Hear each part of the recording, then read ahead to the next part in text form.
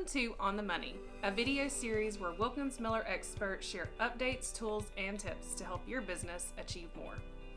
I'm Brandy Morgan, and today I want to share with you how to read and understand a basic set of financial statements. Before analyzing financial reports, you need to understand the key components and how they relate to each other. There are three reports that are included with any basic set of financial statements: the balance sheet, the income statement, and the statement of cash flows. These report titles are specific to GAAP or accrual basis accounting, so if you have a cash basis business, these report titles may appear differently, but I'll refer to those as we go. First, there's the balance sheet, which shows assets, liabilities, and equity as of a specific point in time. For a cash basis business, this is referred to as the statement of assets, liabilities, and equity. The report starts with a listing of assets such as cash on hand, accounts receivable, as well as inventory and capital purchases. Next are the liabilities, which include things such as accounts payable, accrued expenses, and bank debt. The last section is the equity section, and this reflects the book value of the company and may include accounts such as owner contributions, owner distributions, and retained earnings. The assets and liabilities are further broken down into current assets and current liabilities. Ideally, the current assets should be twice the amount of the current liabilities. If the current assets are less than current liabilities, this is a sign of poor financial health, as the company does not have enough in liquid assets to cover its short-term debts. Next is the income statement. This statement reflects income and expenses over a period of time and usually provides comparisons to prior periods. For a cash basis business, this is referred to as the statement of revenues and expenses.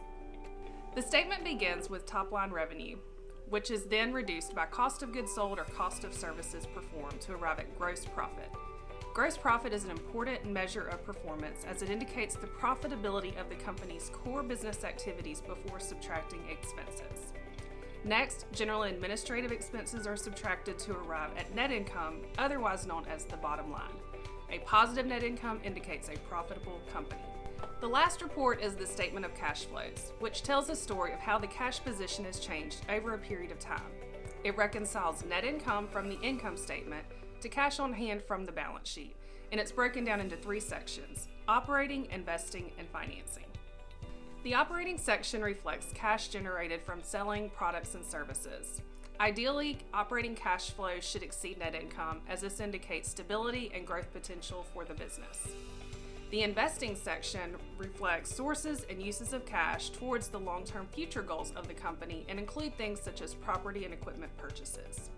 The last section is the financing section, and this reflects sources of new debt or repayments on existing debt, as well as dividend payments to the owners. A review of each of these sections can shed light on how well the company manages its cash, where the money is coming from, and how the money is spent. A review of all of these financial statements, the balance sheet, the income statement, and the statement of cash flows, can provide valuable insight into a company's financial position, performance, and cash flows. If you can read and understand financial statements, you're in a position to better manage your business and make more informed decisions. And that was On the Money.